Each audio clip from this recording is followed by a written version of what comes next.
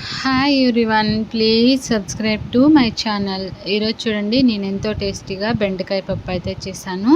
మనకి బెండకాయ పప్పు అనేది ఈ విధంగా చేయడం వల్ల చాలా అంటే చాలా బాగుంటుందండి. మీరు కూడా ఒకసారి ట్రై చేయండి. మీకు ఎలా వచ్చిందో నాకైతే కామెంట్ చేయండి. అలాగే మన ఛానల్ని తప్పకుండా సబ్స్క్రైబ్ చేసుకోండి. ఫస్ట్గా దీనికోసం నేనైతే ఒక 1/2 కిలో బెండకాయలు తీసుకుని నీట్గా వాష్ చేసుకుని చూడండి. తర్వాత ఇలాగైతే కట్ చేసుకోవాలి. తర్వాత ఒక 4-5 రెబ్బల కరివేపాకు, ఒక 5-6 టమాటాలు ఎర్రగా మానేటి ఉంటాయి కదా, అవైతే బాగా కడుక్కొని ఇలాగ సన్న పీసెస్ లాగా కట్ చేసుకోవాలి. తర్వాత ఒక ఎర్రగడ్డ, ఒక 10 వరకు పచ్చిమిర్చి, కొద్దిగా చింతపండు, అలాగే కొద్దిగా కొత్తిమీర బాగా వాష్ చేసుకొని నీట్గా అయితే సన్నగా అయితే కట్ చేసుకొని పెట్టుకోవాలి. మీకు కారం ఎక్కువ తినే వాళ్ళైతే పచ్చిమిరపకాయలు ఉంటాయి కదా మనకి, అవైతే కొద్దిగా అయితే ఎక్కువైతే యూజ్ చేసుకోవచ్చు. నేనైతే అంత కారం లేని మిరపకాయలు అయితే తక్కువైతే యూజ్ చేశాను. చూడండి, టోటల్లీ టమాటాలన్నీ బాగా ఎర్రగా మాగిన టమాటాలు అయితే తీసుకోవాలి. ఇవన్నీ అయితే నేను ఇలా తీసుకొని అయితే కట్ చేసుకొని బాగా అయితే పక్కన పెట్టుకున్నాను. తర్వాత స్టవ్ వెలిగించి కుక్కర్ పెట్టుకొని అందులో మనకు సరిపడంత ఆయిల్ అయితే వేసుకోవాలి. ఆయిల్ అయితే కొంచెం తక్కువ వేసుకునే వాళ్ళైతే లైట్గా అయితే యూజ్ చేయండి. తర్వాత కొద్దిగా ఆవాలు, అలాగే కొద్దిగా జీలకర్ర అయితే వేసుకుంటున్నాను. తర్వాత మనం సన్నగా కట్ చేసాం కదా ఎర్రగడ్డ, అది కూడా ఇందులోకి వేసుకోవాలి. ఎందుకంటే కుక్కర్లో వేయడం వల్ల మనకి పప్పు అనేది బాగా ఉడుకుతుంది. అందుకోసమే నేనైతే కుక్కర్లో వేసాను. తర్వాత కరివేపాకు ఉంటుంది కదా, అది కూడా ఇందులో అయితే వేసుకోవాలి. మనకి పోపు వేయాల్సిన పని లేదు అంత ఎక్కువగా, ఎందుకంటే మనం బెండకాయలు అయితే ఫ్రై చేస్తాం కదా, అందులోనే ఇవి కూడా నీట్గా అయితే ఫ్రై అవుతాయి. తర్వాత ఇలా కొద్దిగా లైట్గా ఇలా కలుపుకున్న తర్వాత బెండకాయ ముక్కలు కూడా ఇందులో యాడ్ చేసుకోవాలి.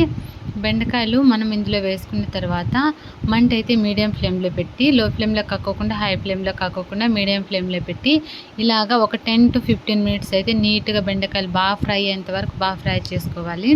ఎందుకంటే ఇలా ఫ్రై చేయడం వల్ల మనము ఇందులో మనకి బంక్ ఉంటుంది కదా, బంక్ అనేది నీట్గా వెళ్ళిపోయి మనకి బెండకాయలు అనేటివి బాగా ఇలాగా పొడి పొడిగా బాగా వస్తాయి. చూడండి, మనకు నీట్గా టోటల్లీ జిడ్డంతా పోయి మనకు బెండకాయలు అనేటివి బాగా వచ్చాయి కదా.